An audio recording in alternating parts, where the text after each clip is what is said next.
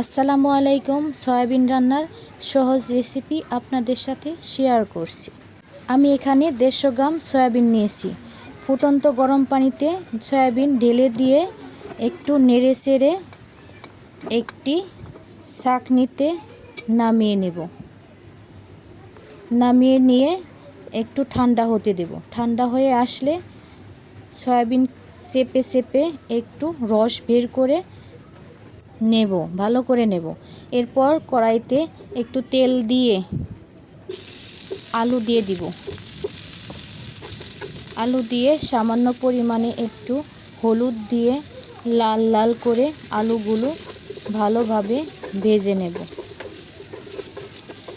আমার এই রেসিপি ভাত অথবা রুটির সাথে খেতে পারেন, ভালো লাগবে।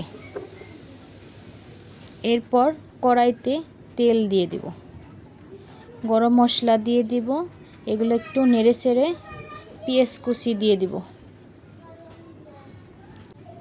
পেঁয়াজগুলো একটু ভাজা হয়ে গেলে এরপরে আমি এর মধ্যে একটু পানি অ্যাড করব। তারপরে রসুন বাটা, আদা বাটা, জিরা বাটা, একটু লবণ দিয়ে মিশিয়ে নেব। এরপর সজের গুঁড়ো, হলুদের গুঁড়ো, মরিচের গুঁড়ো, একটু কাঁচামরিচ ব্লেন্ডার করা দিয়ে দিব। এরপরে ভালোভাবে কষিয়ে মশলাতে তেল ছাড়লে সয়াবিনগুলো, ঝরিয়ে রাখা সয়াবিনগুলো একে একে দিয়ে দিব। দিয়ে ভালোভাবে নেড়ে চেড়ে মিশিয়ে নেব।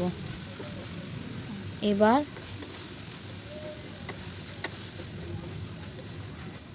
ভেজে রাখা আলুগুলো একত্রে দিয়ে দেব। একসাথে দেওয়ার পরে ভালো করে নেড়ে চেড়ে মিশিয়ে নেব। এরপর ঢাকনা দিয়ে ঢেকে দিব। সামান্য পরিমাণ একটু পানি দিয়ে আবার নেড়ে চেড়ে ভালো করে ঢাকনা দিয়ে কষিয়ে নেব। আলুটা ভালোভাবে সিদ্ধ হয়ে আসলে এরপরে পানি দিয়ে দেব। একটু পানি দিয়ে একটু নেড়ে ঢাকনা দিয়ে অনেকক্ষণ জাল করে নেব, ভালোভাবে সিদ্ধ হওয়ার জন্য। আমার ভিডিওটি যদি ভালো লাগে প্লিজ সাবস্ক্রাইব করে দিবেন।